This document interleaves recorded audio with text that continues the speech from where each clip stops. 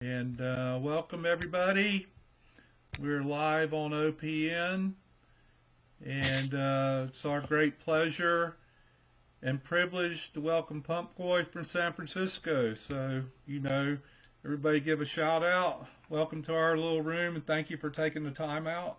I know you've got a busy No week problem. and a busy one coming up, so it should be an exciting evening. Before we go any further, I want to thank Catwoman for helping us make the connect, helping Suze get the connection to Punk Boy. We couldn't have done it without you, Is, which just goes to is that show. Cat 4G or? Yeah, yeah, exactly. Yeah, Okay. and Hi, believe it or Cat. she's a neighbor of mine. She lives up in the north end of the county, and we didn't know about each other until we both started with Occupy, and we were like narrowing it down on the chat stream. So it's kind of a small world, but thanks a lot, Catwoman. Is we really appreciate it. And Suze will be your facilitator tonight, All and right. Hi, Zena Suze. and Clearly and Uppity will be on to help moderate. So we'll just get rolling and have a good evening. So welcome, sir, from San Francisco. Thank you for joining us. Hey, everybody. Why don't we start out with a little bit about just introducing yourself and giving your name and Nick and any contact info you want to share? All right. Well, I'm Jatao. I'm at punkboynsf on Twitter, also punkboynsf.org. There's my old site, punkboynsf.com, which isn't being updated. But all that stuff's going to be moved over to my .org and hopefully pointed over soon. My WePay is wepay.com/donation/punkcrew, but it's PUNKCR3W. And that's mostly going up towards getting me to, well, I'm getting to NATO, but that'll also help me make sure that other people don't get stuck there or, might need a way home. I raised close to $1,000 for my trip to DC, and that also helped pay for some bus tickets to get a few other people there. So whenever it goes to me, it goes to whoever gets in contact with me that might need help for stuff. Um, let's see, what else? I guess that's it. Yep, that was pretty good. And we're putting up all the links on the site as we chat. So we try to really encourage all the viewers and people to be supportive of all our guests. And it's really generous and gracious of you to be able to share those donations and help other people out because that's what it's all about. Also, want to welcome any other viewers that might be catching us on Shadowcast, any other channels. Thank you guys for tuning in. I guess the first question we like to ask and help to get some backstory is what brought you to the Occupy movement? What did you do I before you think, occupied, and what brought you here? well, let's see. I've been sort of a jack of a few trades before. I've been a rock and roll, sort of blues, punk rock, reggae DJ for a few years back in the 90s. I've been a roadie for a band. I've never really fit in mainstream work. Like, I don't really have a schedule ethic. Like, me and scheduled time don't really get along very well. So I've had lots of little things. I worked at Whole Foods for a tiny bit, but mainly over the last 10 years, I've been on, I've just sort of found odd jobs and whatnot until I got really sick in 2007. And since then, I've been on disability since 2007. So this has been the first thing that I've set my mind to doing, even though I'm not really getting paid other than being on disability. Um, as far as activism, when I came out as being gay in my late teens, I helped organize some queer youth groups, some speakers bureaus that would bring queer kids into high schools and, help to make it easier for other kids to come out. We held the first youth gay prom because there were sort of some adults who had thrown gay proms to sort of reclaim their youth, but never anything for the kids themselves. And so in Hayward in 1994, I think it would have been. I was with a group called the Lambda Youth Group, which organized the first gay prom for actual high school age students. Um, and let's see, I protested some of the a gay bar in 97 here in San Francisco because they thought that it was okay to have a policy of kicking out straight people for kissing in their bar. So they were kind of using that, well, if it's good for the goose, it's good for the gander. And I was like, no, if you want to be accepted and be equal, you set an example. And so I protested them using the first use of a kiss-in protest against gay people when generally it was the gay people using kiss-ins to try to gain equality. But I was telling them that wasn't the way to go about it. So I did hold that protest and actually ended up with more media than protesters at it. But Well, so you actually, I mean, just listening to you talk and you put it in context, you've had a dozen more or more years in, activism and causes you believe in, which just leads in and feeds you right into the Occupy movement. So we all know you as a streamer, in the Bay Area, Oakland, San Francisco.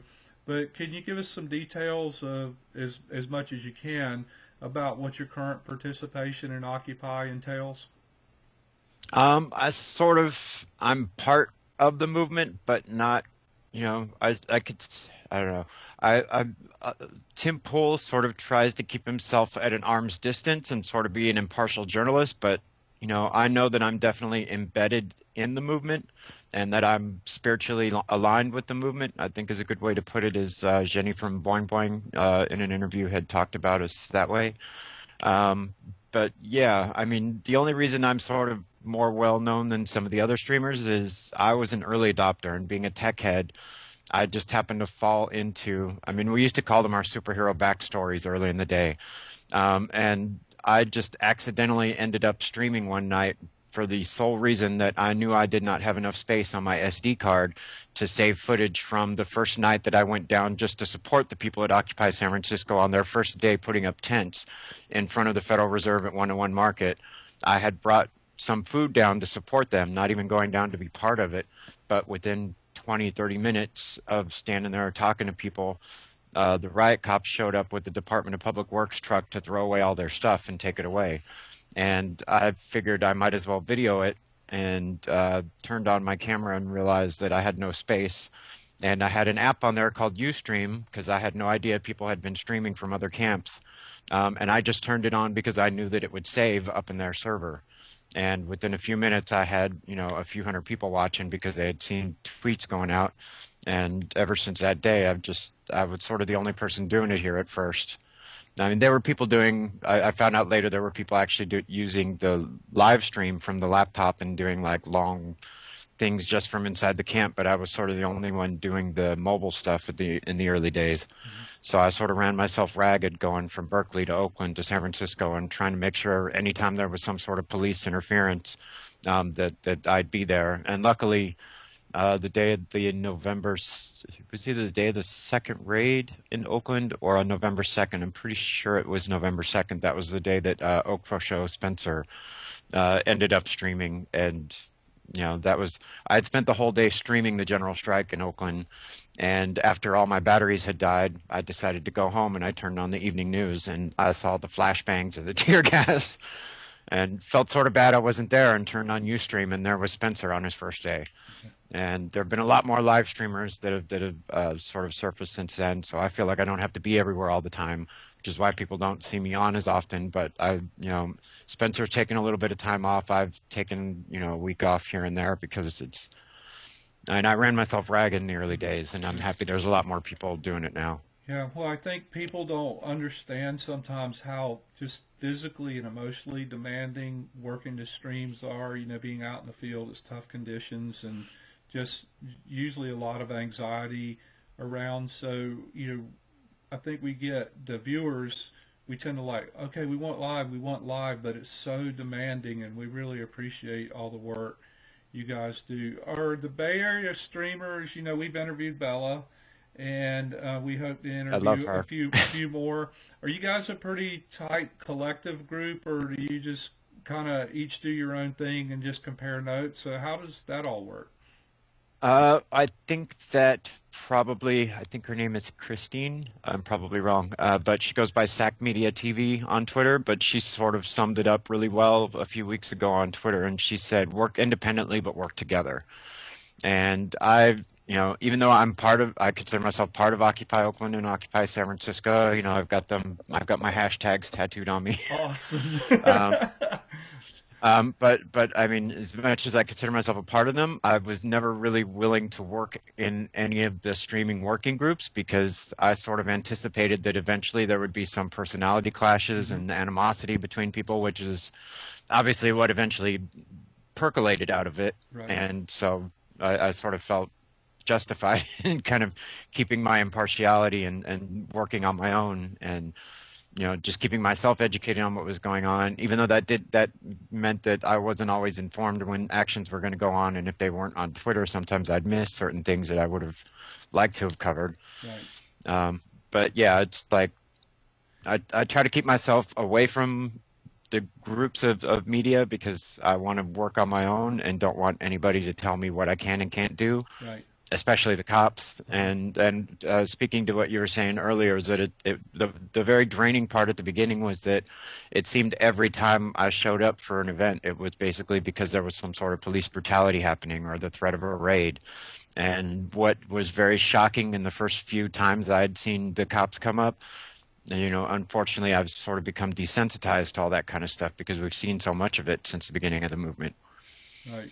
It's one of the great lessons that I've learned is working with the movement is the depth and the extent to which the police brutality exists because we would not have known that unless people like yourselves were out in the field and showing it to us. And I think it's so important. That's why the value of the live streams are so significant because it's like anything else. If we don't see it, then it doesn't happen, and then you guys are our eyes and ear on the street, so we're really grateful for that. I had just like a logistics and operational question, like using yesterday Uh-huh. for example. You were in San Francisco, you were at Wells Fargo, then you were at B of A, and then an hour later you were across the bay in Oakland. And like, how do you get around so fast? Are you taking BART? Are you driving? Are you busing? Or what? How's that go? Because you get around, man. Yeah, well, BART from downtown San Francisco to downtown Oakland is a quick 15 to 20-minute jaunt. And because I'm disabled, I get sort of a reduced BART ticket, so it costs me, about $2 to get back and forth, Uh-huh. like $2 each way. So it's not very much.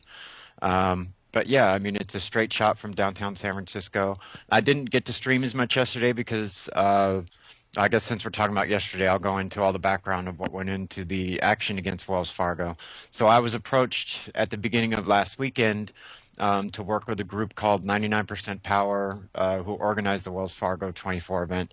They had people, hold on, I'll pull up my notes so I don't get it wrong. There were people there from Ohio.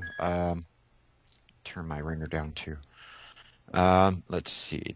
So some of the proxies and shareholders had flown in from other places. They were there because either foreclosures, bad loans. A lot of people were there. Of the 150-ish or so people that tried to get into the meeting, some of them were there because they work for social service agencies that have been cut while the banks keep getting bailed out. People had flown in from as far away as Ohio, Idaho, Oregon, Illinois, Washington, Philadelphia, New York. There were four main things that they wanted to bring up inside the shareholders meeting, which was foreclosures and insisting on a moratorium on them, for Wells Fargo to stop investing in for-profit prisons and the immigration detention centers that they've just put tons of money into, insists on loan modifications and principal reductions for underwater homeowners. They informed us that Wells Fargo has been sued more than any other mortgage lender. They're responsible for the most foreclosures, the highest rate of predatory lending. Some of the other stats were that 11.1 million people are underwater in their mortgages in this country. Banks like Wells Fargo are also exempt from paying local and city business taxes that other small businesses would have to pay. Um, and so those four main groups that we had broken up into were to have them pay their fair share of taxes, because even though they said they paid, what was it, 11 million last year, but for the 3 years before that, they paid zero. In fact, they got 200 something million dollars in subsidies, which was this weird 3-month loophole that that the banks were given that if they were to ingest and take over another bank, they were given a huge subsidy. And so their subsidy of 260 million or whatever it was that they got for taking over Wachovia basically was like the government gave them more money than they actually paid for Wachovia. So it was like a government subsidized corporate takeover of one bank of another. So the four issues would have been foreclosures in one group, predatory lending, their tax evasion, and their for-profit prison and immigration detention investments. Approximately 20 to 30 people did get in because we had broken up into four groups that were going to try to get in at different parts, at different times of the shareholders meeting. The ballroom capacity where they held it was approximately 250. So I guess they had anticipated that there would be a lot of us. So they had all of their, quote unquote, legitimate people who would usually have been there that weren't there to protest, fill up the ballroom ahead of time. So there was around 20 to 30 of our people. So the motions that were floated, like to do an internal investigation of the predatory lending and fraudulent mortgages and foreclosures, that actually did get floated to be voted on, but because there was only 20 out of 250, 260 people in the ballroom, it only got a 6% support for anything. Meanwhile, John Stump voted himself a 19-point-something million dollar pay raise in the meantime. Yeah, and I want to make a point while you catch your breath that when he says that when Punk says that they gained entrance to the ballroom, it's really important for everybody to understand they gained entrance as voting proxy members. Is that correct? I can show you. I have mine. Well, it must be in the other room. But yeah, I was a legal proxy for a share of Amalgamated Bank, which is a union bank, a bank for labor unions. I think it's based in area code 212. That's New York or DC, one of the two. I know one's 202. In North Carolina, I'm in Western North Okay. Carolina. Yes. All So, right. Your video's dropped too. okay, let me get my camera back on. Thank you. There we go. There we go. Okay. Okay, we're back. We're back. So I'm having weather here, so we may have a little bit of problems tonight. But so we'll continue on. We had the voting proxy members in at the Wells Fargo meeting. So a few of them got in, but then clearly the Wells Fargo people started managing the crowd so as to not allow space for the protesters. Essentially, is that how we Yeah, read it? that seemed to be what it was. Yeah, because they were at capacity of the 250 seat ballroom where it was being held in the Merchants Exchange building. Traditionally, there's maybe 100 people there max, and the group that I was working with said that they had 8 shareholders in the meeting to try to bring up talking points last year, not so much to disrupt as they were doing this year because they're stepping it up because everybody is this year. Uh, But there would have been plenty of room had it been any other year, but they seem to have put the word out that they needed a full ballroom to be able to deny the people who would have voted against their stuff.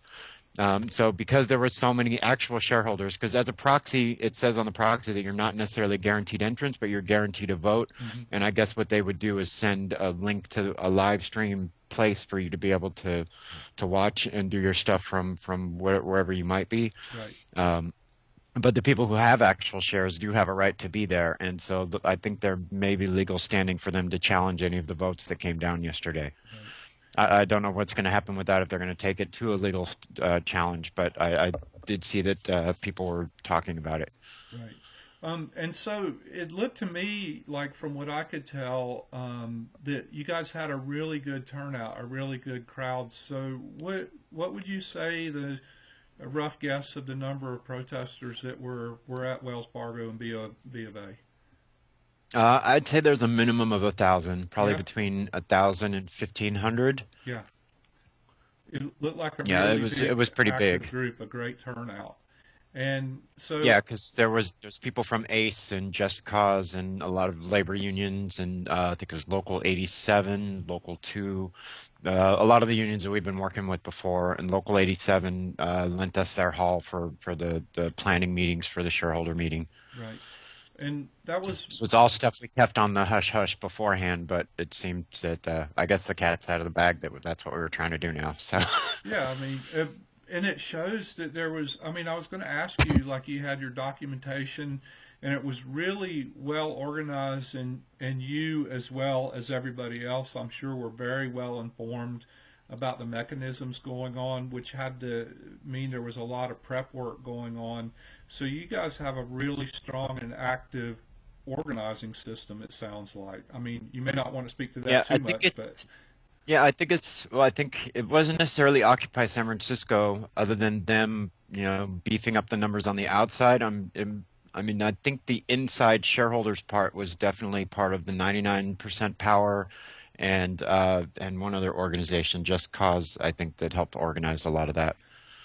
And they seem to have a little bit more money behind them because they supplied, Subway bagged lunches for everybody and lots of food for the event. So I mean, they seem to be some sort of have some ties to labor unions or somebody that had money because I mean, Occupy San Francisco will feed people, but they'll bring giant bulk things in bulk and right, right. sort of. But they had stuff catered, and I mean, it seemed like they had a little bit more money than we usually would have. Right. Well, but it makes me hopeful and optimistic. It sounds like it was a fairly large collective and collaborative effort between many different entities. And you mentioned the unions, and so it makes me ask if do you guys usually have pretty good union participation or interaction in the Bay Area, or does it run hot and cold? It depends on what type of event it is. I know that the May 1st general strike, we're also going to be working with transportation unions and the Golden Gate Bridge Workers Union. I don't know exactly what they're called, but they've called for help. And so not the Bay Bridge, the Golden Gate Bridge shutdown is working with the unions. We've had sort of, with the port shutdowns in Oakland, it's been sort of one hand is doing something while the other hand has to be an official spokesperson for the way the union has their contracts. Right. So whereas majority of the actual union members in the Longshoremen Union would be with us and put their word behind us, officially they would tell us how they're going to have to deal with the strike and would feed us information on oh, we're not allowed to cross the picket line, but we can't necessarily strike on our own without the union calling for an official strike kind of thing. I've been reading that for the May 1st general strike that Occupy Oakland isn't necessarily going to have to help the port shut down, that because there's a global strike that I may be getting this wrong, but it sounds like because ideologically there's going to be a global strike that they're going to say that ideologically there's a picket line, so they're not going to come in and do their work that day. So it looks like they may be striking on that day because they're going to think of May 1st general strike as a global picket line. Right. I may be reading into it wrong, but that's the gist I was getting by reading that Occupy Oakland doesn't need to help with the port shutdown on the May 1st because the longshoremen and the port workers may be doing it themselves. That's a really impressive display of solidarity, and it makes me feel hopeful and optimistic that we're all kind of pulling together and have the same intent, even though we come at it from different directions. Um, so, That's sort of why I've since the beginning, like, I mean, as many people in the Tea Party that might be racist or homophobic or whatnot, but the basis of the original Tea Party and the grassroots part of it before they were co-opted, and the way I sort of put it was like Fox News put them on TV, and a lot of people were just like, I'm on TV, and they did sort of what Fox told them to. But I don't mean to offend any of them, but I think that we all have a common ground in knowing that. I think one of the signs in early days of Wall Street put it perfectly. It was shit is fucked up and bullshit. And like if we can all start on that foundation of we know that the shit's fucked up, that if we take that as a foundation, we may disagree on the solutions to it, but we'll worry about that later. Why don't we all gang together? Because, quite frankly, depending on the way the military and the Homeland Security reacts to a big uprising, which we're all hoping for this spring and summer, we may need some people with some like tri-corner hats and guns to start defending us. I mean, the government seems to be really beefing themselves up for something. I don't know if it's just because they've gotten a huge spending plan with the NDAA and they're just trying to use all the money that they've been allocated, or if they're expecting a war, or a la 9/11, if they plan some other There's debate whether the whole thing of 9/11 was concocted by the government, but regardless of whether it was or was not the terrorist attack at the beginning, they seem to exploit it because obviously the Pentagon attack and Flight 93 were probably staged events on top of what may or may not have been the actual terrorist event with the Twin Towers. Right. So it's just unclear why they're beefing stuff up so harshly lately. I mean, in January we saw at least, I think, 5 or 6 cities that had people putting up pictures on YouTube of just these long, 15, 20 minutes of tanks going by on trains to fortify all the domestic bases. Right. The what was it, 500 million hollow point bullets that Homeland Security has just bought that they won't explain what they're for. I mean, they're all preparing for something, and we're not quite sure what it is, because this is Homeland Security doing all this stuff, not stuff that's going out for other wars or maybe to go to Iran or to beef up in Syria or something. I mean, this is them fortifying our domestic bases. So they're definitely either anticipating something that they're not telling us about, or getting ready for an insurgency here with the protests and an uprising. And we just don't know what's behind their little their little heads. Yeah. Well, one of the things that struck me, like in October and November, still when the streets were pretty active and there was a lot of people out, was just the massive displays of police force. I mean, in places, I mean, that I've been, like Atlanta's not too far from here, I could not have guessed there was that many police and armored vehicles and everything. And they rolled out one night. There was a little march, and it was purely an intimidation tactic. It's like, here we are and we got juice, and I'm like, where does this come from? And you see it all over and all over. And as NATO runs up here in Chicago, you see a lot of beefing up there. I think And the it's going to. Apache helicopters they've been flying over. Oh yeah, yeah. It's just crazy. So we digressed a bit, but it's important information.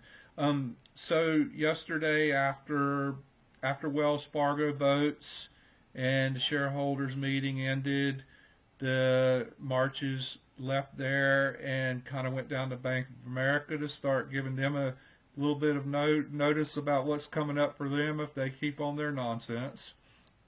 Yeah, and that's in Charlotte? No, where's their Well, bases out you there guys went on the to eastern seaboard? BOA in San Francisco, but the Yeah, we went headquarters to is in Charlotte, one of their North Charlotte, Carolina. yeah. Yeah, So they're going to be having their shareholders meeting coming up soon, and the same type of shenanigans that we had here yesterday are planned for them. I'm pretty sure. right.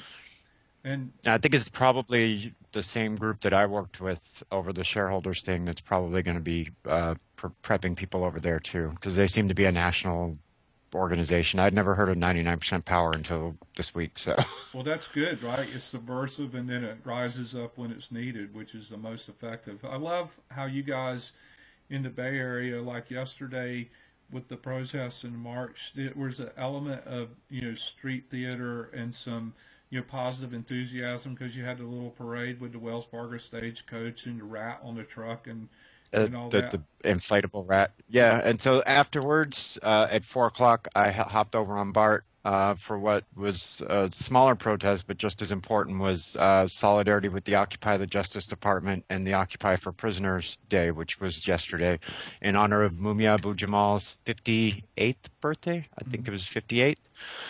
So there were statements that he had made over prison radio that were recorded, that were played to us. We started out at Oscar Grant Franco Gala Plaza, which is where the encampment at Occupy Oakland used to be.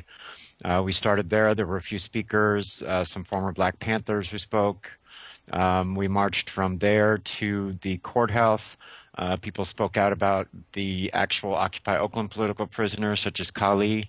I don't remember what his original charge was, but once they put him in jail here, they withheld his psych meds to where he sort of had a psychic break inside of jail and ended up getting into some sort of scuffle with one of the jail guards, and so now is facing a $650,000 bail to get him out.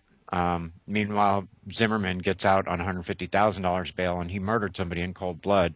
But somebody who is withheld their psych medicine and had a breakdown because of it will be held on $650,000. For he's a political prisoner basically. Right. So other people spoke to different types of police brutality. Then we went to the federal courthouse, and there were a few more speakers. We ended up from there at the Obama campaign headquarters in downtown Oakland, where we covered their whole front of their building with the Free Bradley Manning thing, and Mike, oh, I forget his last name, but Mike from the Iraq Veterans Against the War San Francisco chapter gave a big long talk about Bradley Manning and all of the shenanigans that have gone down in his pretrial stuff from Obama, basically saying, well, he did break the law, which is basically the commander in chief already declaring him guilty before the trial, Right. and all the different stuff that should be coming out in the trial, but they're stifling and able to keep concealed during I guess he's being court-martialed, so all the Right. rules of evidence are completely different than they are in civilian court. And then from there, we ended at 19th and Telegraph, which was one of the areas where they had a camp for a short while after City Hall Plaza, and ended up with a hour and a half long trial of the justice system. And Dan Siegel, who used to be Gene Kwan's legal consultant, I guess was his unofficial term, who quit after the second raid, was there sitting second chair and sort of more of just a little prop. He sort of like booed everybody as they talked about how horrible things were. But it was fun, and there was a lot of, there was a lady from Sacramento or Stockton whose son was murdered by the police for doing nothing, but when they told him to put his hands up, he didn't hear them or something and ended up being shot, dozens of times. A lady whose brother is in jail for something he didn't do up in Northern Bay Area. Um, an elder Black Panther who got up and spoke, who had a lot to say about, if this country spent as much as they spent on elections, on the education system, and on other things, we wouldn't be in a lot of this mess. And it ended with everybody voting the justice system guilty of, of genocide and mass incarcerations. And Right. So you had a really long and active day yesterday. Um, yeah, how do you like kind of get up in the morning, check your Twitter, and well, maybe my like morning generally starts about 1 o'clock in the afternoon uh-huh. on a usual day, but because of the thing yesterday, I got about 3 hours of sleep, and so I was up at 7 and had to be down at the Union Hall at 8. So I was exhausted, and I actually got to sleep about 10:30, 11 o'clock last night. I fell asleep watching Frontline. If anybody's not aware, Frontline is giving us sort of a little gift for this week and next week. They've done a 4-hour documentary broken up into two-hour pieces, and the first one from last night is online now at frontline.pbs.org or whatever their Oh, site is. But it's Wall Street, what is it, Money, Power, and Wall Street, and it covers everything from 2008, what led up to it, how the credit default swaps and derivatives were originally conceived to, balance out the risk and take a bunch of high-ranking credit things with a small risk and maybe one company out of a 300 company portfolio, and break that up so that the risk is equally distributed among a bunch of people. But then when they took that and put it into mortgage-backed securities, it's what completely broke everything. So the way they tell it, it was sort of well-intentioned at the beginning, but they took that theory of what they could use in their original credit default swaps for high credit rated companies and applied that to the mortgage housing bubble. And then anyone with a computer back in 2001 to 2003 who opened up their email box saw all those little dancing babies telling you could get a house with no money down, and they were giving any loans anywhere and then chopping those up into derivatives. And it was the first 2 hours. I mean, for people like us who might know more of the whole story, it seemed a little whitewashed, but it seems to be a good primer for a lot of the rest of the American public who might not have known how all this stuff went down. right. And it's like I have a friend who's always talking about entry points, that we shouldn't discard any entry point. And like you said, a program like that is not going to be as detailed or as forceful, but it starts to get people thinking and engaged and involved. So I'm just listening to you talk and knowing, what I do to prepare for some of this stuff is, how is it that you personally, what do you do to be so well informed? Are you like an information junkie? Do you absorb it, or do you research and study, or how is it? Because you speak so eloquently and in such substantive detail about the things you do know about. Well, I guess I spent a lot of time in my 20s basically trying to understand myself. And the way that I went about that was to separate myself from everything that I had grown up and grown accustomed and conditioned to having through my youth. I gave up everything I had. I basically lived on the street so that I had nothing physically, and tried to understand myself spiritually for all that it was worth. I spent a lot of time reading a fellow by the name of Jiddu Krishnamurti, Mm-hmm. who I've always felt is sort of a kindred of mine. Like, I had a very jumbled and hard time to understand all the stuff that I knew to be true in my head, but I couldn't piece it all together. And up until my 20s, I sort of was driving myself crazy. And when I found him, uh, and he's not somebody that I follow. I mean, it, as weird as it sounds, he's one of the people that just talks enough impartially and without his own ego to try to help you understand what's going on in yourself. Mm-hmm. He always said stuff like, don't look to me, but look at me as a mirror to understand yourself. And so years of just doing that, and what he describes as meditation, which is basically getting your thought processes, uh, not being in judgment of things that go on through your head, not attaching good and bad to things, but things are things, and it's only our judgment that attaches a good or a bad value to them. But just understanding the rudimentary points of sort of the people who raised him were called theosophists, even though he distanced himself from the people who educated him. But sort of like the theosophists believed that all the religions at their very core were sort of pointing at the same thing, and that science was not separate from that, and that science is also pointing toward that same thing. Um, a lot of the things that are attributed to Jesus saying himself, not the things that the apostles and the rest of the Bible, but things like the tiniest grain of sand is as big as the whole cosmos. I mean, that all comes down to things that we're finding out now with quantum theory and everything. Right. Buddha has said a lot of the same things. He also said, to be a true Buddhist, you couldn't really call yourself a Buddhist because you're not supposed to follow any sort of dogmatic system or traditions.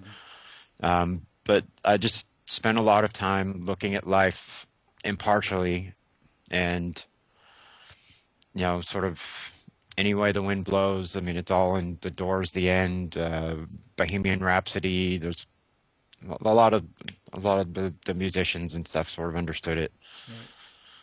Right. It was a wonderful answer, and it just, I mean, essentially it illustrates your open mind and how things are able to come to you, and you're thoughtful, and it really touches my heart because the whole purpose of why we started this channel was for education and information, because I feel like culturally we have had critical thinking, self-awareness, self-realization kind of either beat out of us or educated out of us, and now's the time to I'm return just it. going to open my window real quick. Okay. I'm just going to hang off the side here and pop my window open because it's getting warm in here. There we go. All right. I'm still here. I can't believe it's warm in San Francisco. It's like it's awesome. Just because of the way where my apartment's set on the third floor, because I haven't had the windows open. It's actually breezy and cool outside.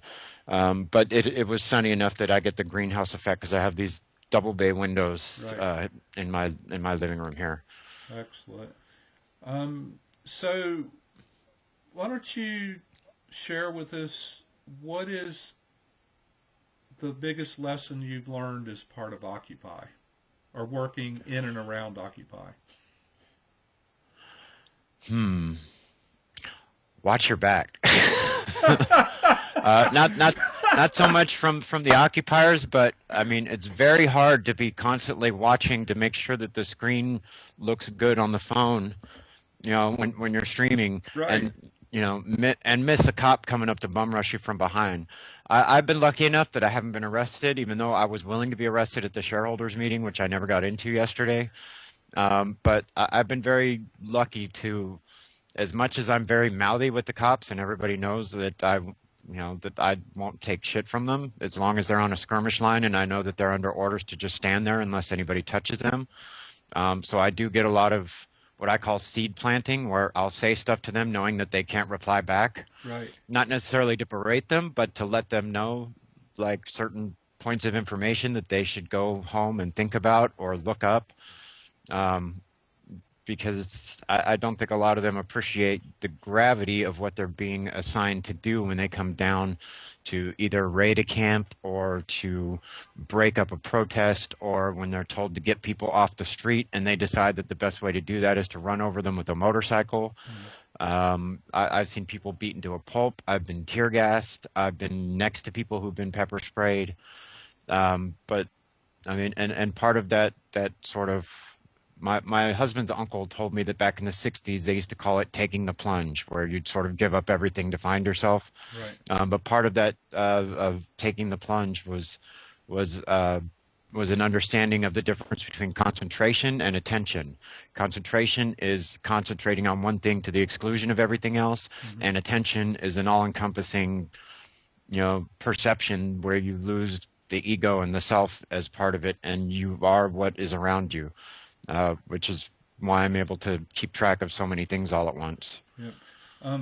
So Zena wanted me to relay to you right now that your stream of the San Francisco eviction, which I watched too, had her and many others in tears. I mean, it was a beautiful piece of work on a really difficult night, and you're to be commended for that. And we're all the better for That these was, things that you show us.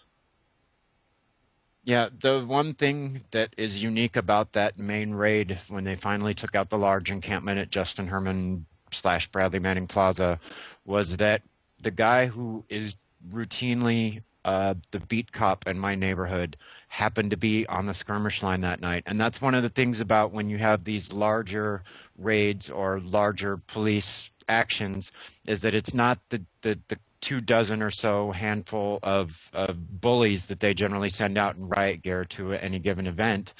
It's, all hands that are available, people coming in for overtime, and people who wouldn't generally be as aggressive as the standard issue bullies that they send down on us. And that gives an opportunity to enlighten some of the ones that are generally cops because they wanted to help people or to actually do good. And so when I didn't realize he was my beat cop until later when I started to see him around my neighborhood, and I realized that was why I was able to get him to break into tears. But I tried to appeal to that sense of like, I know you got into being a cop to do the right thing. You thought you were getting into this because you wanted to help people or you wanted to make the world a better place or a safer place. But what are you doing by being here? They've told you that we're this and we're that. All of us here have been trying to work in that camp to make this world a better place. And right now, they're destroying everything. I said, they're not putting stuff into vans or trucks to go put it somewhere else for us to retrieve at a later time. They're putting it into the trash dumpsters. They're putting it into those compression garbage cans, whatever you call them, that that just crush everything that they generally just put the trash into when the trash man comes by. And after about 15 minutes of going into why did you become a cop and look at what your fellow guys are doing, the guy from my neighborhood beat pulled up his riot shield, put his baton away, and sat there with his arms crossed with tears streaming down his face for a good half an hour. That's the only time I've been able to achieve that. I wasn't trying to make him feel bad, but it was the only inkling that I've seen that these people have actually have any conscience for what they're being told to do. Because it seems like whatever debriefing that they're given before they're being sent out seems to want to dehumanize all the people that they have to go out. And I mean, I understand they deal with violent people with guns, with people with knives, with whatever, rough element they have to deal with on a daily basis. But to send the people who are conditioned to act that way and to treat everybody that they are told to go down and deal with as a perpetrator. I mean, I know that's the fault of their higher aboves, but they also have a personal responsibility as human beings to not to question their orders. I mean, Right. And I remind them at every turn that, go home and look up the Nuremberg trials go home and Google Nuremberg trials. Ask them if, once the war was over, if just following orders was ever an excuse in any of those war crimes trials. Exactly. And I think too, you make a good point and you there's the riot dog. There's Phil. He's like, I don't want to be on the internet. Look at him. Riot He's dog. very camera shy. Yeah, he is. What a good dog. Yeah, he's my little service dog. All right, go um, lay down. Go lay down. He's like, you woke me up, dude. You're telling me to lay down. What am I, some stuffed animal? So I think a good point to make is like you said earlier, you try to plant those seeds, and so you saw this one cop who responded on the scene, but you cannot underestimate planting those seeds, and that's what they wake up at 3 in the morning and think about. And that's we have to do that, and I think doing it humanely and in the middle of the thing you may not get a response, but we all are morally and ethically obligated to plant those seeds in hopes that they may sprout, because when the shit hits the fan, those seeds are going to have value. Yeah, and I'm hoping that, I mean, there's been more than a few times that I've just gone off on them because of some brutality that I was seeing. But I mean, I can't just sit by when somebody's having the crap beat out of them and not called people out on it. I mean, as much as I'm doing it from a safe distance, but I mean, But still, you have to challenge it. You have to challenge it. Um, I want to kind of maybe get some insight into when you're streaming and you're live. You are all over. You have a good eye for what's happening, and so we get a sense of the vibe. But the other part of what you do that I think is unique is your commentary that is very illuminating and very intelligent and articulate. Do you deliberately attempt to do that? Are you reporting? Tell us where that's coming from, because some people just point the camera, some people won't shut up and need to, but you seem to always strike a good balance. You're helping to fill in the spots we can't see. yeah, well, a lot of that comes from early on with my challenge technologically was I had my first generation Droid Incredible, which had very horrible low light uh, sensor on it. So a lot of it would be I'm across the street on a skirmish line, and all you see is a bunch of darkness in the foreground and the background, and so I would have to basically use my finger in front of the camera and point and go, this blob you see here is a big mass of cops moving over this way. So that sort of got me into the habit of describing a lot of what was going on the screen, Hmm. which has, as I've sort of evolved in my own sort of style of reporting stuff, it's sort of I haven't really taken it away. Like as I've gotten a better phone with a better camera element on it now, I still try to narrate as much as possible, but not to the point that I'm talking over stuff. And sometimes it's hard because there's people coming in who want recaps. I'll see in the chat like, oh, I just got what's going on. So rather than type it all the time, I try to respond verbally. But I mean, on these 4-inch camera screens, I mean, it's just this little tiny bottom. So basically 3 lines of that are where the chat would come up. Right, right. And so, and once you get 1,000, and I think in LA there was like 1,600 people in my stream. I mean, that thing just flies by with everybody. And anytime we're being chased by the cops, you've got, a high amount of trolls that come in, as we, affectionately call them, the people who come in just to go beat the hippies, go beat the crap out of them. And like that just overfills the room and stuff just flies by so quick I can't really respond to any of it. Especially when I was being in LA, we were chased through the streets for like a half an hour with 100 riot cops after us and the helicopter, keeping the spotlight on us. It was like something out of a movie. I mean, Right, you couldn't make this stuff up. You could not write it from fiction, and you couldn't make it up. Every day is it's astonishing. But I understand because the little bit I've streamed with is like trying to watch that chat.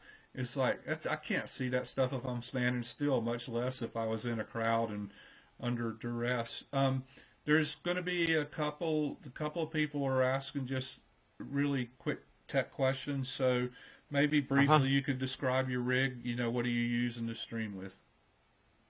Okay, so originally I had a Droid Incredible, which was a 3G HTC phone. I've always been partial to HTC because, I never wanted an iPhone because one, I don't like their business practices, and two, later it came up that their labor practices over in China weren't so good, which also kept me clear of getting a Samsung Android phone, which has a decent camera on it, which a lot of people use. But they're made by the same company, Foxconn, who makes the iPhone stuff. I've tried to the best of my ability to find anything bad about HTC, and I haven't, so I stuck with them.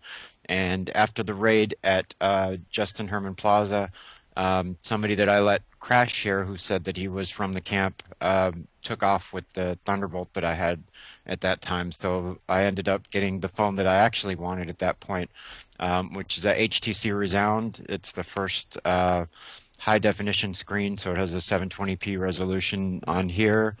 And they've actually improved the camera element, so the low light is much better now.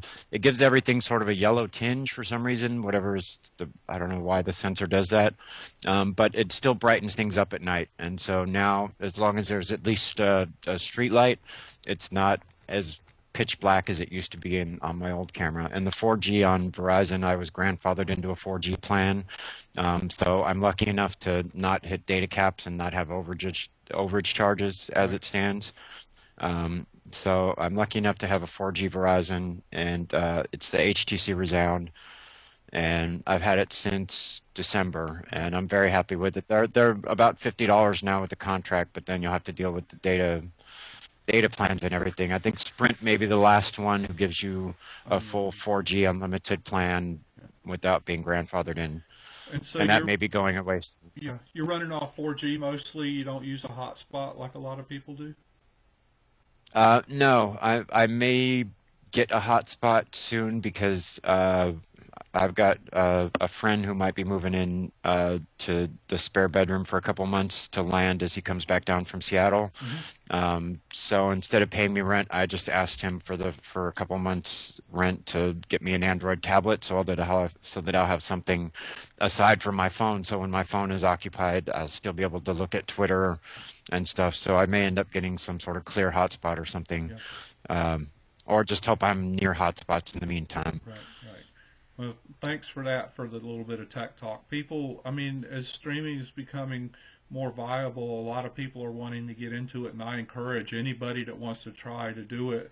And so when we have these talks, the next day I'll get emails and say, I want to live stream. How do you do that? And I'm like, I'm no expert, but I like to ask the questions to the people that are in the field because you Yeah, guys are. and so if somebody wants to get into it, and for some reason you can't get Sprint or whatever, there is Clear, and Clear, I don't know if it's clear.com or just look up Clear Hotspot on Google. Right. And they have like $40 to $50 unlimited prepaid plans where you don't have to have a contract, you don't have to worry about credit or whatnot. You can get those hotspots, and then there's a company based out of, I think they said they were based out of London or somewhere in the UK, but they've started opening up stores here called, well, we call it SEX, but it's CEX, Consumer Electronics Exchange.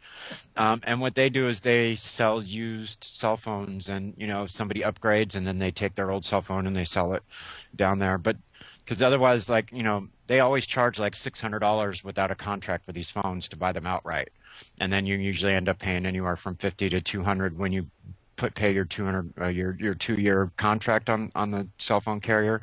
But if you're going to be using Wi-Fi and a hotspot with one of the phones, I'd suggest either going on Craigslist and buying a good like Samsung Galaxy S or a HTC something, but go down to the the carriers and play with them in the low light first to make sure that the low light's good enough, because you're not always going to be in daylight, and if there's police raids or anything that you're going to be trying to cover, you want to make sure that the camera has a good low light capability on it. So any of the Samsung Galaxy S2s or above, I've seen people use with pretty good results. Even an iPhone 4, because the 5 will be coming out and everybody will be ditching their 4 soon. You could probably get one of those used on Craigslist or at one of these used electronics places for cheap. And then just don't get a phone plan with it. And if you're just going to use it for streaming, you can, if you've already got your cell phone that might not be stream capable, just keep that separate and get a clear hotspot, and then just use the Wi-Fi only with the smartphone. Right, right. So I just want to give you an update because I'm hearing from mods on other channels. We're being shadowcast on numerous channels, and you have hundreds of viewers watching this interview.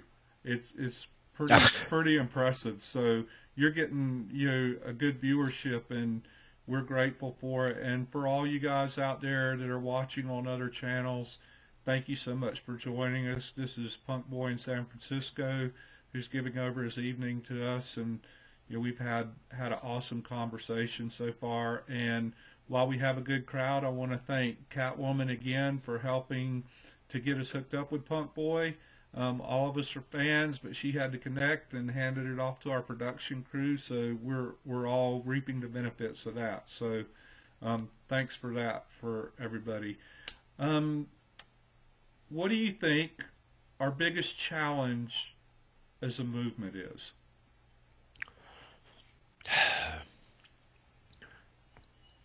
Well, I guess on one hand, it's going to be co-option by the reformers. Well, I think, how did I put it the other week?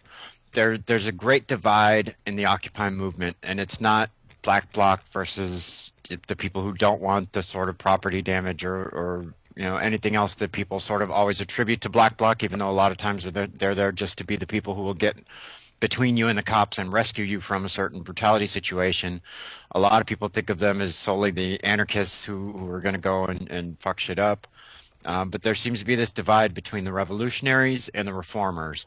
And there's been the 99% Spring sort of people calling them co-opters who just want us to go back and be more involved in the political spectrum and vote properly and this and that. But I'm sort of the revolutionary mindset and not the reformist mindset. So, I mean, I think it's going to be that divide between the people who just want to get stuff back to the way it was before 2008 or before the collapse, to where they thought the economy was good, but it was never really good. I mean, it's been this messed up for a long time. I mean, watching like the Prohibition documentary on PBS, I mean, J.P. Morgan and Morgan Stanley and all these people have run the country for the last 200 years, and that time has got to come to an end.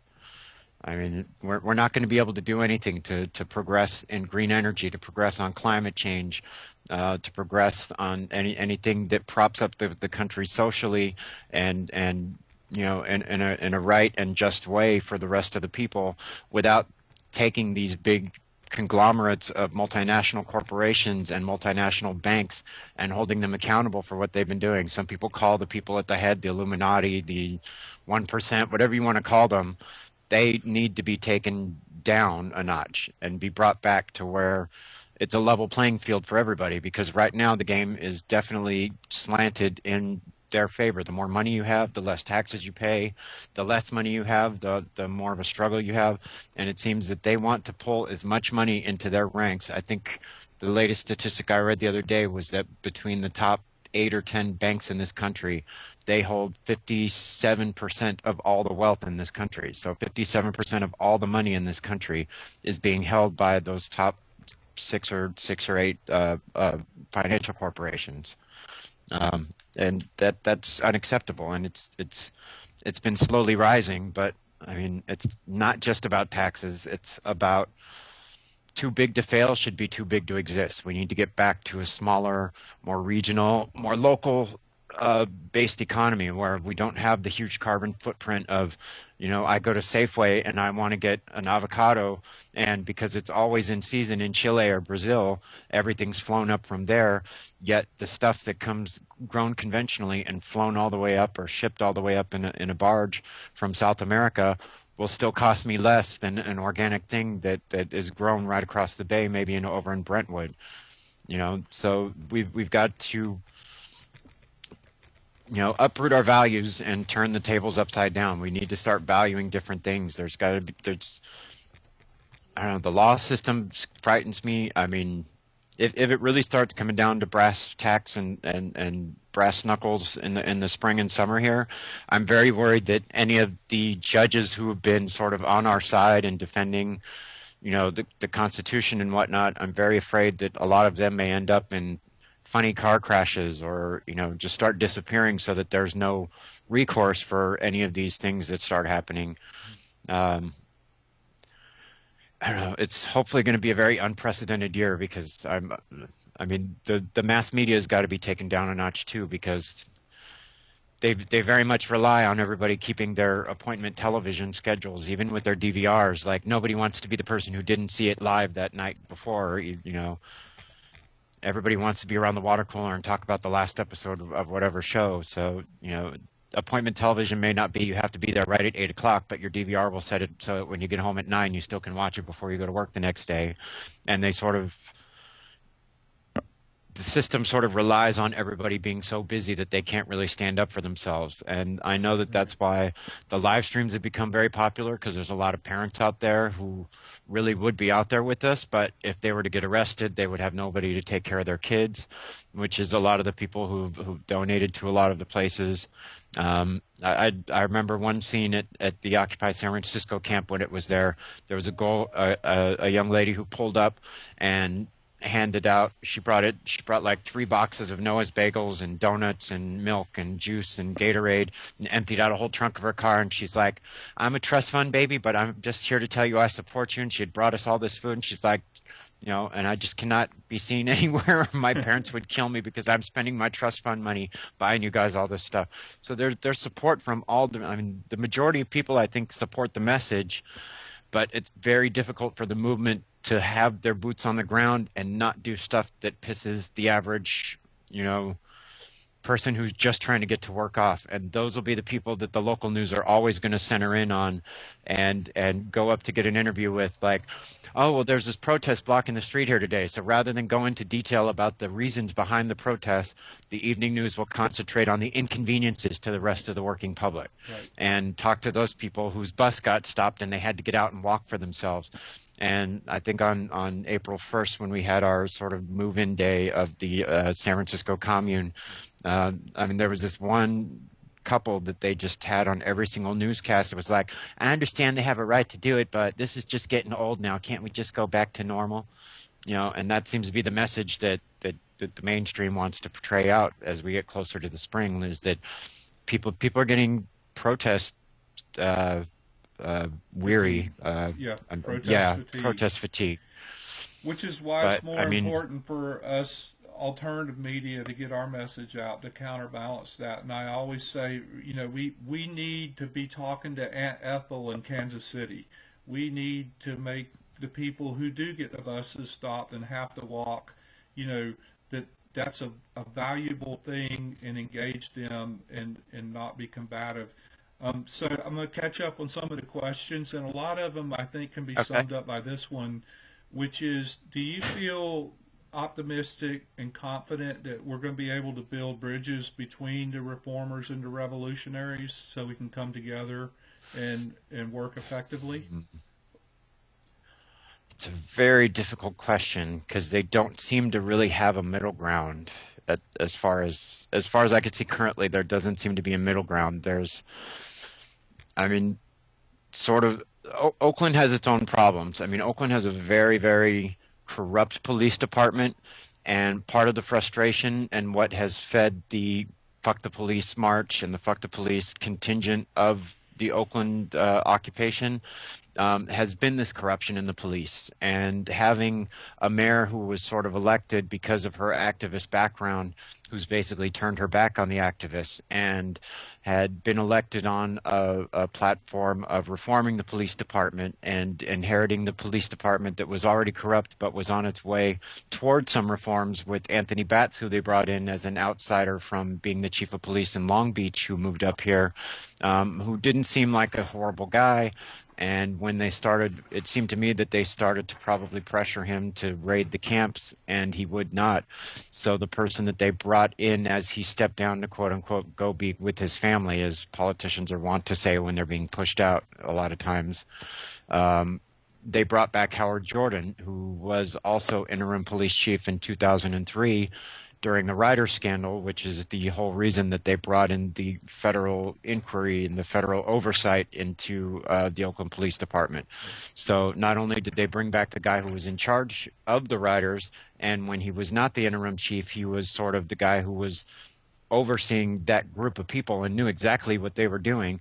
So she's brought in one of the most corrupt people in the Oakland Police Department to be the permanent chief of police now.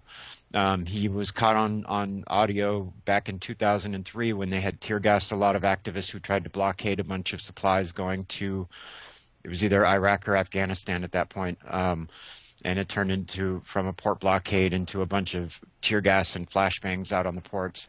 But at that time, somebody had recorded him in a meeting somewhere, I don't remember exactly where it was, saying that part of taking over and directing the movement was to send in infiltrators to direct the movement to do what you want them to do so that you can come in even harder on them. And so I don't know if that's been an element in what's come up with the fuck the police aspect of Oakland. And I think that also leads into the difference between the West Coast and the East Coast movement, because here we've centered in on a lot of regional and local problems. And I think that was sort of the goal of the original occupations when we all had encampments, was that we were to come together and try to find solutions to not just the national problems, which was the original Declaration of Occupy Wall Street that Keith Olbermann read, and the original big full encompassing sweep of declaration, but that each city would come up with their own local declarations of what they needed to bring to the table and to center on as their sort of social problems. So San Francisco had come up with the homeless issue, drug abuse, and mental illness, which are huge issues in this city. Oakland had issues with violence and gangs, so there were a lot of gang truces, and so their camp was the Oakland Commune. DC had concentrated on the Occupy the SEC, and had come up with something for the not the super PAC, super committee, when the super committee was supposed to be figuring out how to fix the budget deficit, or otherwise the trigger cuts would come in. So Occupy DC had brought in economists, and all these people had centered in on the stuff that DC had needed done. And I forget what LA had a really great. Actually, I think out of all of them, I think I really liked the LA's declaration. Seemed sort of uber revolutionary, and I don't remember the exact wording of it because it's been so long.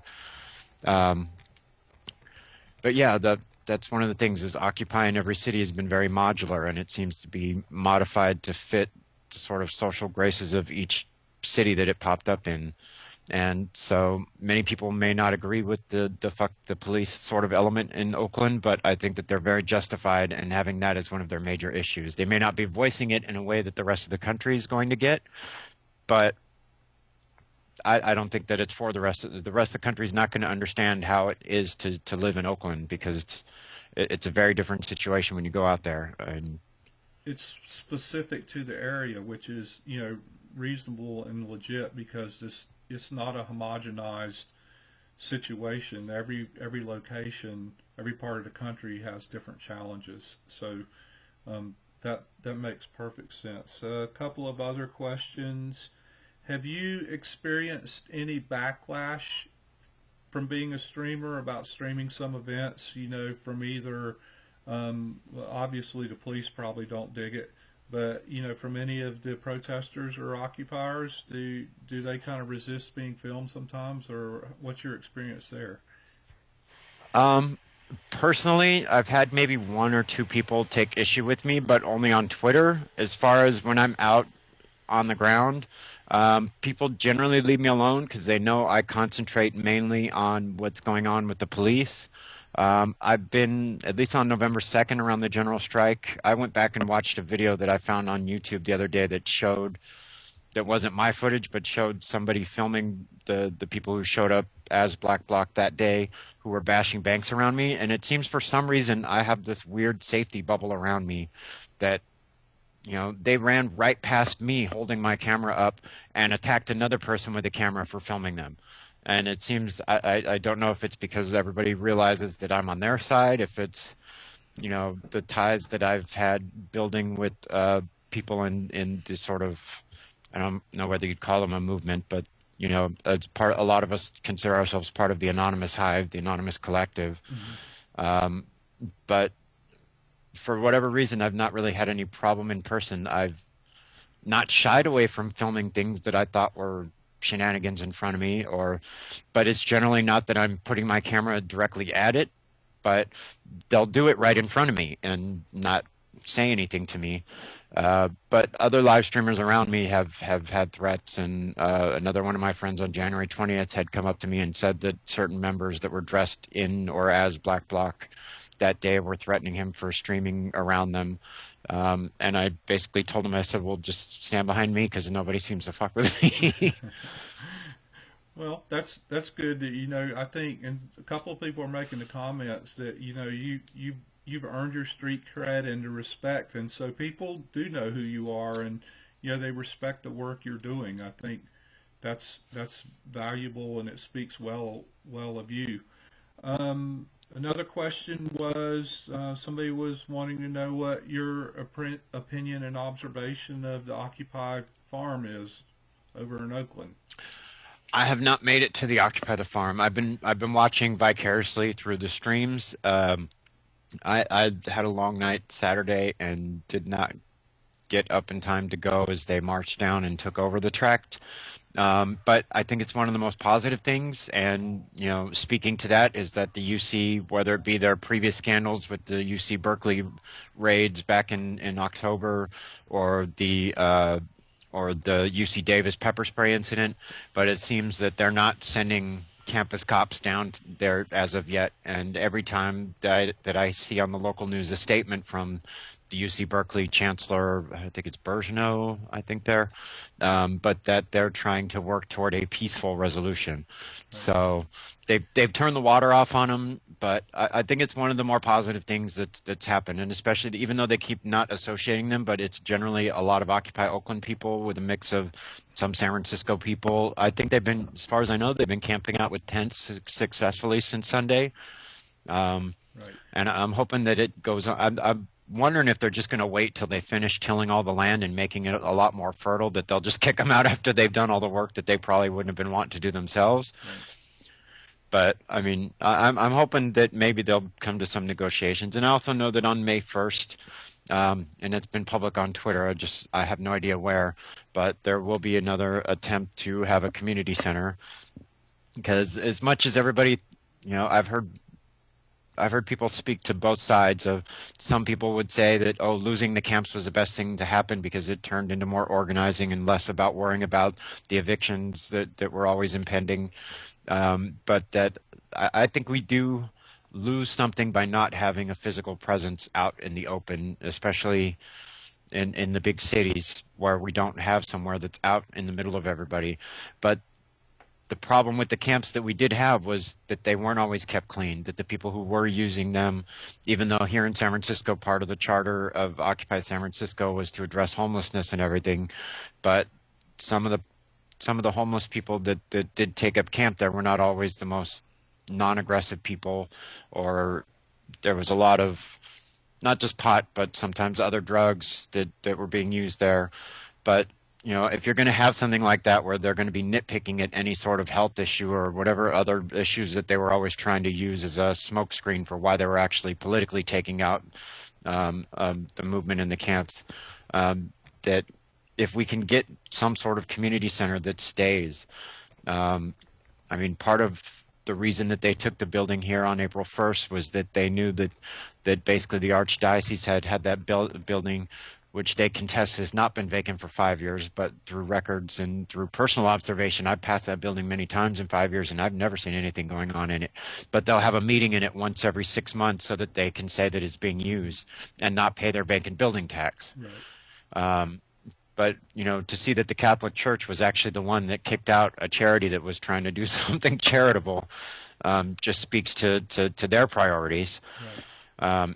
and they gave the police free rein to come in and raid the place. Another institution that has failed us, just like all the others, when they should be supportive.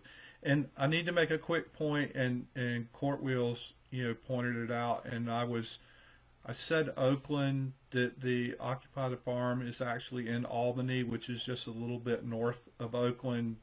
So it is Yeah, not it's sort of just off to the side of Berkeley, north of Oakland. right. And I forgot my geography, and I said Oakland because I was thinking Occupy Oakland. So thank you, Court, for that, because I think it's important as interviewers and journalists, that all of us, that we be very accurate and specific on our facts. So I really appreciate you pointing that out in the input. And how are you on time, Punk? Because we're getting a lot of I'm questions. fine. Okay. Yeah, Um, my husband's at work till 11, and I'm just here with my dog. okay. So we had a question from one of the chatters that asked, do you think uh, creating a goods and trade magazine or website or something for the occupies would be helpful? Say again? A Sorry, I good was fielding questions on Twitter at the same time. as she would like to know, do you think that developing a goods and trade magazine for occupies would be helpful?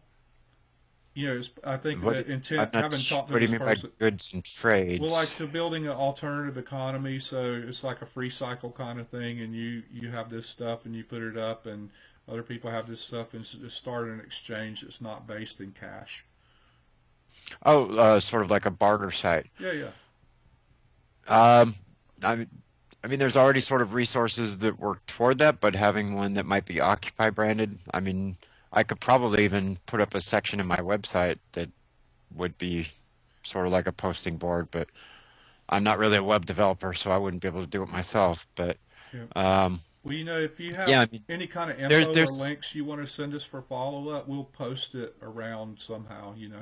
yeah, I think in Greece they've actually had a movement towards a barter economy with the Eurozone sort of getting ready to tank at any moment and all the austerity measures. There's sort of been a big movement that I've been reading about recently in Greece where they've been working towards some sort of barter type system that's becoming pretty popular in the rural parts of Greece. Okay. Um, so here's another question, and I'm going to read it in its entirety because I think it's a really good question. This is from Uppity. Um, do you think Occupy can and or should resist the national urge to go big? In other words, do you think the localization efforts will get lost in general globalized zeitgeist? Huh. So that's sort of the duality of think globally, act locally, right? Exactly, yeah. That's how I interpret Um, it. well, I mean, I think it's sort of, well, the regionality get lost when things start to get big. Is that sort of what I'm reading into it? Well, I think I haven't had this conversation. I believe she's saying, what is the value of having contained local, um, operations and changes and knitting them together versus having one big, massive, like national reformation or revolution that is a single collective effort. Yeah, I think in the spring and the summer, I mean, I know a lot of people are poor and it's really hard to get around and to find collective transportation. But I mean, I think some of these big national protests, like, I mean, NATO's going to sort of set the tone. Well, May Day first, but May Day is going to be a localized type thing, like you're striking in wherever you happen to be that day. But I think that NATO is going to be the first. I mean, we tried to have the first big national thing sort of at January 20th, not January 20th, January 17th, for I guess it would have been the 4-month anniversary, where we were doing the Occupy Congress thing. But we ended up with about 3,000 people. But I think NATO hopefully will have more than 3,000. At least I'm hoping that we'll have more than that. And that's not necessarily just going to be Occupy people, because it's NATO and it's one of the national protests like they do for the International Monetary Fund and the World Trade Organization, the G8, G20. It's going to be that group of people that travels around the world to protest the globalization type stuff. But I think that the NATO summit is going to be the first test of a huge sort of national world mass exodus, not not the opposite of an exodus. Right. The collective coming together. A collective incoming of, yeah.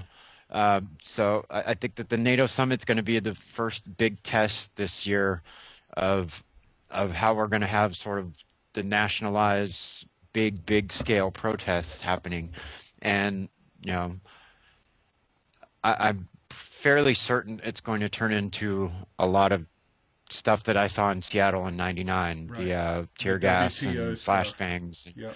Yeah, I have a feeling that no matter, I mean, I think at one of the Woodlawn, I think it was Matthew maybe, Tangelo, who was streaming. It was either him or Revolutionary Z. One of the two were asking one of the police about the NATO protests, and he said, "It's not you guys I'm worried about. It's the rest of the protesters coming around for NATO specifically, not the Occupy people that they're worried about." Right. And I digress a little bit, but so I think that the problem I had a lot of times with the camp in San Francisco was that a lot of people aren't keyed in so much on Twitter and don't understand the main difference between Twitter and Facebook.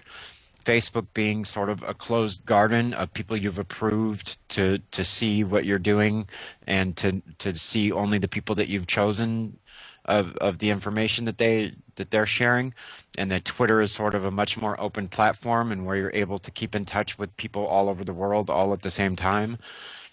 So whereas I'd go down to the camp and, you know, knowing that, oh, there's a national day of action against foreclosures on said day, and I'd show up the day before to find out where to go cover stuff the next day, and they'd be like, oh, we didn't know about that. And I'm like, but it's been all over, it's been all over cyberspace for the last week, and they were completely oblivious to what the rest of the country was doing because they were so, you know, not unrightly so, but they were more concentrated on their issues specifically for their camp and whatnot. And they seem to, I think finally there's a lot of people who were at the Occupy San Francisco camp, like Ryan and a few others, who had originally intended to take those tracts of grass in that part in the center of what the way Occupy San Francisco was laid out at Justin Herman, on the sides of the bocce ball courts, I guess they are, were these plots of grass that they were going to try to turn into a community garden. So I think a lot of the people that were trying to do that there that never got it to happen are happy that the farm is there. And I've sort of gotten completely off topic now, but that's okay. It happens. So let me see. I'm gonna get in a couple more questions. So where is? Okay, here was one that somebody asked. Could you see a mutual understanding or acceptance of the reformists letting them do their thing so it opens the door for revolutionary change? And I think that's another reformist versus revolutionary question. And you know, the ability for each group to, if not build bridges and work together, to allow each other to do their thing. Yeah, I mean, I think that the reformists are going to have to stop lambasting the ones who want deeper change, because they're going to alienate and drive a further wedge between the two parts of the movement. You know, as much as I talk about not being a reformer, I'm more than happy to start as a stepping stone with that to get to a greater thing. But the longer it takes, the more sort of people are going to be grinding their wheels and getting sort of protest weary and you know, revolution fatigue. I mean, people in Syria and Egypt and through the Arab Spring, they've been going through it for, I mean, it's still not over there. I mean, there's still huge protests in Tunisia over the presidential elections. I mean, they fought for something that they wanted to mirror after our system, but look at the system we have. Right. I mean, and all these countries that we're imposing our democracies on, I mean, what are we imposing on them? The most corrupt system on the globe. I mean, there's books that have come out more recently about the income inequality, and if you look at the income inequality in this country, it is higher than it was that caused the spark of revolution in Egypt. It's more like that of a totalitarian, oligarchy that is running rampant in all these countries that we say are so horrible. Yet it's just called something different here, but it has the same effect and the same. It looks like a duck and quacks like a duck, but we call it a goose. Right, right. Um, yeah, it's just somebody just said that they were really glad to hear somebody speak out on the deal with the reformers and revolutionaries, and I like to think there's enough room for everybody. That's just my opinion. Yeah, The I mean the 99% spring is sort of the reformist movement, but you can't really put down a group who said like for a week we're going to train a bunch of people to go out there and go door to door to try to explain the income inequality and the economic crisis in plain English to your average Joe going door to door. I mean, you can't you I mean, they may not be the most they may not want the biggest outcome at the end, but the more people understand the predicament that we're in on a real like you know what's the word I'm looking for, the layman's term, the more people that understand what's going on in layman's terms, because most people don't watch business news because they don't understand the hell out of this like buy sell, this living breathing entity of stocks and bonds that go up and down, and confidence having this weird influence. And it's all some sort of weird big scam. I mean, the entire gambling system called the stock market has got to go away. right, I mean, and if we're going to concede to just a reformist movement, there are some very specific issues that would have to happen. Things like the abolishment of corporate law, or if they don't want to get rid of the word corporation for the word cooperative, which is what I would have them do. There's also a movement of corporations that do want to work responsibly, that don't want to be the type of entity that's if corporations are people. There was that really good, I guess, like 3-4 hour documentary called The Corporation, hmm, where they said, well, if a corporation is a person, what kind of person would it be? And they had psychologists and psychiatrists and sociologists and ethnologists like go in and say, well, what kind of person is a corporation if they're deemed a legal person? And they ended up being some sort of sociopath, when they diagnosed them in this. right, But if there's enough corporations that don't want to be, having the end all be all of their bottom line be only about profit at the expense of the environment, at the expense of people, at the expense of society. There's a new movement of companies that want to have a separate level of incorporation called a B corporation, which is sort of a responsible corporation, where it's the idea of a cooperative, but without changing the name, because for a lot of business people, cooperative versus corporation sort of leaves a sour taste in their mouth. So it's a way for them to sort of keep to still be a corporation, but to be doing it responsibly. And I think that the way the economy is working, that the way a co-op works is everybody works toward a general, toward the well-being of the whole. So the better that the company does, the better everybody gets paid, and it's sort of a horizontal playing field. So everybody in the company wants to work better, because the better the company does, the more everybody gets paid as a whole. And if it were to go back to that, not to where you work all of the worker bees to down to the grind until the day they die, right. working harder than everybody else, while 10 people and 50 board members and and 100,000 shareholders end up making all the profits on the backs of all those people. That's basically legalized slavery. I Ex- mean, it may not be the exact definition of slavery, but it's the modern equivalent of it. right. And it's the thing about moving back to a system that works for the common good of all instead of the benefit of a few. I mean, it's simple as that, or it's complicated, but to summarize it, um, I I have think a I think somebody put it. It's the idea of a rising tide raises all boats, or raises exactly all ships, sort of. instead of drowning the people.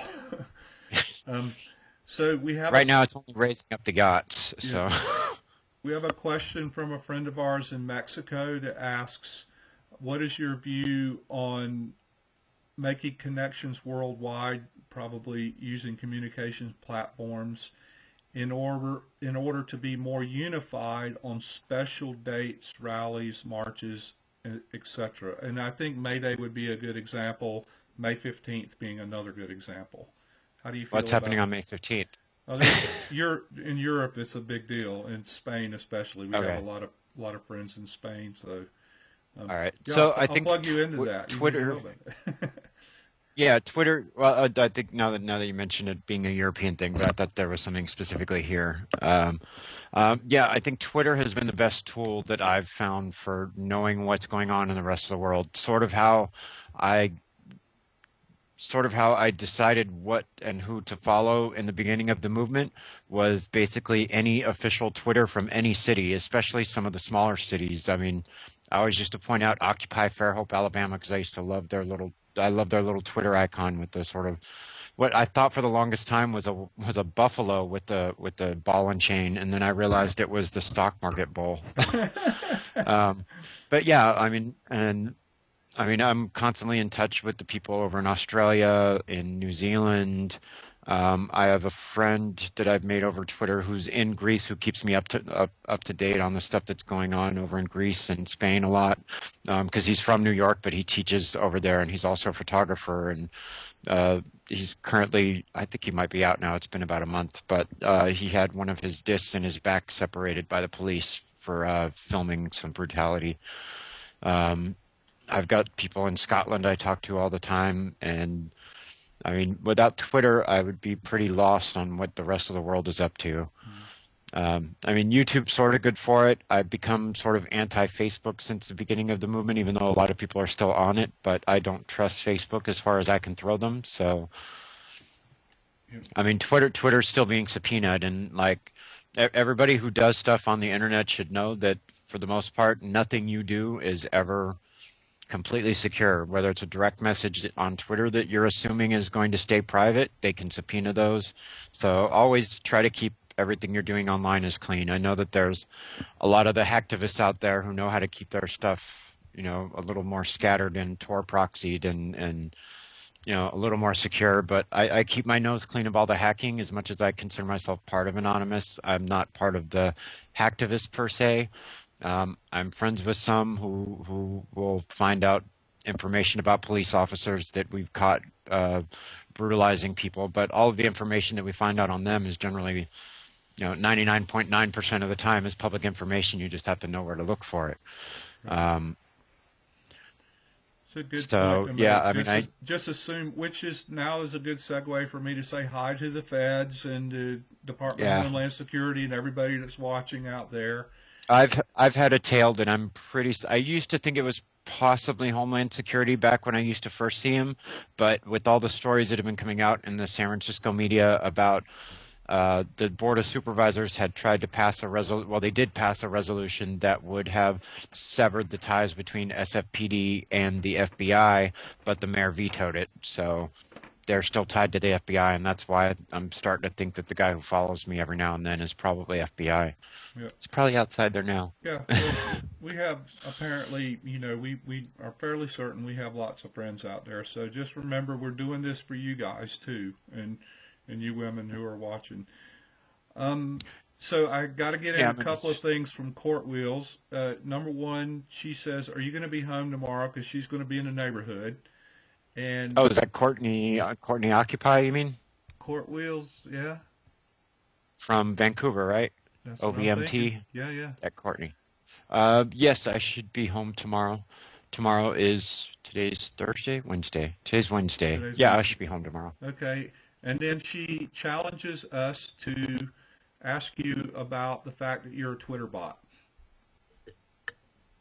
A lot of people have accused me of tweeting in my sleep, but no, it's A lot of people have accused you of doing that in the chats. but no, I'm never a bot. I'll retweet the bots that retweet me sometimes, and Yeah. I found some fun like little Twitter bots. Like if you say Beetlejuice, Beetlejuice, Beetlejuice, there's a Beetlejuice bot that'll come and have a conversation with you. I mean, it's just, little quotes that he'll throw back and forth at you. Yeah. Well, that. There's a bacon bot. There's that one that whenever you tweet something with the number 9,000 in it, will come back and go, "What, 9,000?" And then he's trying to publicize a book called Over 9,000 by whoever the author is. But there's a bunch of interesting Twitter bots. And am I hitting my mouse? No, no, you're good. I think. Uh-oh, what happened? I just saw it fly around. No, we're good. Did I hit the mute? Okay. No, we're good. Just gonna say 'cause I know. All right. Just gonna say because I know there's a mute button on this Are you good? thing. Yeah, I hear you. um, Drinking my Dale wine that I forgot out here. yeah, well, that's gotta. My friend got me a couple of these. They're called redneck wine glasses. They're actually wine glasses made out of mason jars. I love it. I love it. I So have it's a a bunch of mason glass jar that they've blower attached friends to around here. We should make some of those. They'd be hillbilly wine glasses. So why don't you tell us what your next steps in Occupy are going to be, and we'll go ahead and wrap this up. If chatters have questions, put them in bold, please, while Punk tells us what his next thing is on stat. So I've got this weekend to rest and recuperate and gear up because I'm going to have to get my ass out of bed extremely early on Tuesday for May Day. I have to go and check out the full schedule of events, but I know there's some stuff going on in Oakland as well as San Francisco. A lot of people will be out. I think it's 7 a.m. is the bridge shutdown, so I think 6 a.m. is when the bus leaves from City Hall in San Francisco to take people over to the bridge. I have no idea the logistics of it yet. I'm hoping they have it all worked out since they're working with some of the unions that run the bridge. But so May Day is going to be the next big thing, and I have no idea how big it's going to be in San Francisco. I mean, I don't know if there's just going to be marches and actions. I sort of always wait till the last minute to figure out the logistics of my day, and generally, at least like on January 20th and such, I just sort of show up and then go where I think I'm needed, and it sort of always seems to work out that way. So all I know is Tuesday's the next big day, and I will start at the bridge shutdown. Probably be keeping my distance because I don't know if they're going to try to be on the bridge to block it. It's also going to be interesting because I think, if I'm not mistaken, the bridge is run by the feds because it goes from one national parkland to another national parkland. So unlike the Bay Bridge, which I think is governed by Caltrans and the state, I think the Golden Gate Bridge and the Golden Gate National Recreation area that it comes from to go up into Marin County are either going to be federal park police, which means that they may be nice. They may call in the CHP as sort of highway jurisdiction, or we could see Department of Homeland Security for the first time act in capacity as a police department. So it's going to be very interesting to see the police jurisdictional conflicts happening on Tuesday.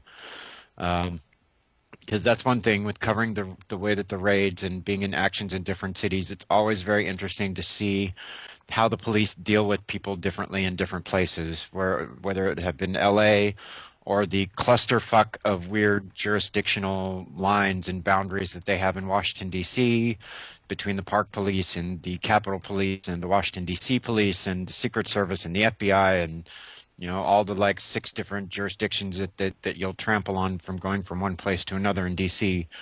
I think Tuesday will be the first time we may get to see DHS out in full force as a sort of police department, or they could call the National Guard. I mean, I have no idea if they're just going to let us do it, if they're going to try their best to try to keep traffic open, because anytime you try to go onto a freeway or anything like that, they're automatically going to use your safety as the reason they're kicking you off or tear gassing you to get off of there, because you might get hurt by a car driving by, so we'll hurt you to get you out of the way of getting hurt by a car, is sort of the weird backwards logic.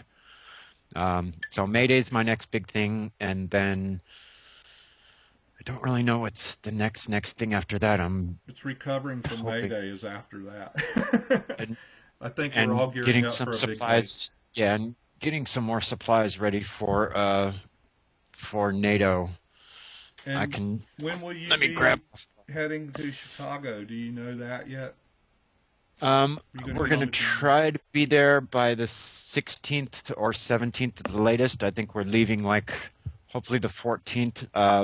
I was going to fly because there were tickets for under $300 round trip, but I didn't think that they were going to allow me to bring a gas mask and a helmet and a bunch of armor or whatever else I may have with me. Wasn't sure if Virgin Airlines was going to be as cooperative, knowing that I was heading toward Chicago, bringing that kind of stuff, Right. and whether they may have had orders to not let anybody bring that type of thing. So I found somebody that was willing to drive, and I put that $300 that I was going to use as a plane ticket to pay for gas all the way there. And then that would also allow two other people who didn't have enough money to fly.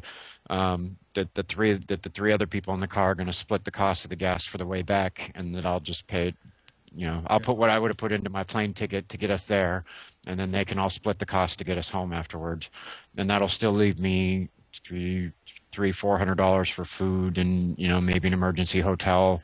And if somebody gets stuck or something and needs money for a Greyhound to get themselves home afterwards, or whatever might come up, I'll have some. I had a little bit of an angel investment toward the trip from somebody, so Yeah. um, Well, so we're my expenses are covered, and any other excess I get will make sure that um, that everybody around me is taken care of, and that people who show up that might not have any money for food or something, that they'll always be fed. And we're putting up your links, pretty consistently, so hopefully that'll help out. And if are there any other chat questions? And Punk, do you have anything else you want to add? This went on for a long time, and I really appreciate your time and energy and your passion and your willingness to sit here and talk with us. I think you should have Jeff Cloy on because he's talking now, and he's like. He said I was being nerdy on the stream, and then he put a hashtag. He should be there, so you should try to pick up Jeff Cloy and interview him soon. He's really fun. He's one of my favorite other streamers that we've got here, Mm-hmm. because he's sort of a short guy, but he'll go out there and he'll be in like full armor and his helmet and his gas mask, and he'll be right up in the middle of all the stuff. And I know he's watching. Hi, Jeff. I love you. Well, thanks for watching and tweeting, Jeff. So, anybody else that you think would be a good interview? People are saying take off your shirt. It's not that kind no, of channel. Ta-da! yeah. So yeah, I think once Oak for Show Spencer is back in the saddle, he's sort of taking a little bit of time off for himself and his family right now. He'd be a good person to have on. Let's see. I'm trying to think people who would have sort of the ability with because I know there's some people who stream that are out in the camps who only have a phone, so it's not easy to do this with them. Right. Bella's good. Courtney, if you haven't had Courtney on. We're trying to get Courtney. She's Occupy. playing hard to get, I think. So. Well, she's staying over in Oakland right now. She's here for the next week or so. Yeah. Jeff Cloy's good. Let's see. Another really good and intelligent person to talk to that I met in DC, who I haven't seen since DC, is I think her Twitter handle now is Carrie Faux Truth, but she was the one of the heads of the social media working group at Occupy Portland. She's very intelligent, very insightful. I got along with her very well in DC. Nathan Hoistis is a good streamer. AJ Mack from DC. Who started streaming the day that they were taking down the barn at was it McPherson they were building it, or was that at Freedom? But the day the police tried to take down that barn at Occupy DC was his first day. Right. Then there's Ryan Cahill in Boston. I remember he was doing really good, but I haven't seen him stream lately. Those are a lot of the people who were streaming during raids. I'm trying to think of more recent streamers. The Pink Ladies. You could have the Pink Ladies on. Do you know them? Yeah, we're seeing some references to them in the chat, so that would be.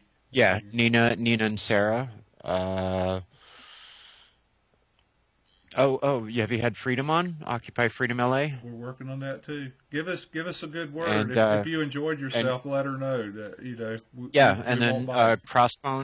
Crossbones, Sky Yeah. Adams, he's another good one. Willie Faux who had gone as a live streamer to try to get into Syria.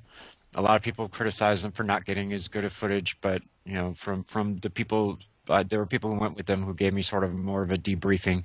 Mhm. It was a lot more of not just getting as much of the footage of what was going on in Syria, but trying to find ways into Syria. And a lot of the stuff that they had done on that trip actually has helped to get a lot of more mainstream journalists in that have been able to get a lot more stuff done over there as a result of some of the work that they did on that live stream trip. I think it was at the beginning of February, into January. It was right after Willie was here for the January 28th event in Oakland. He started fundraising to get to Syria.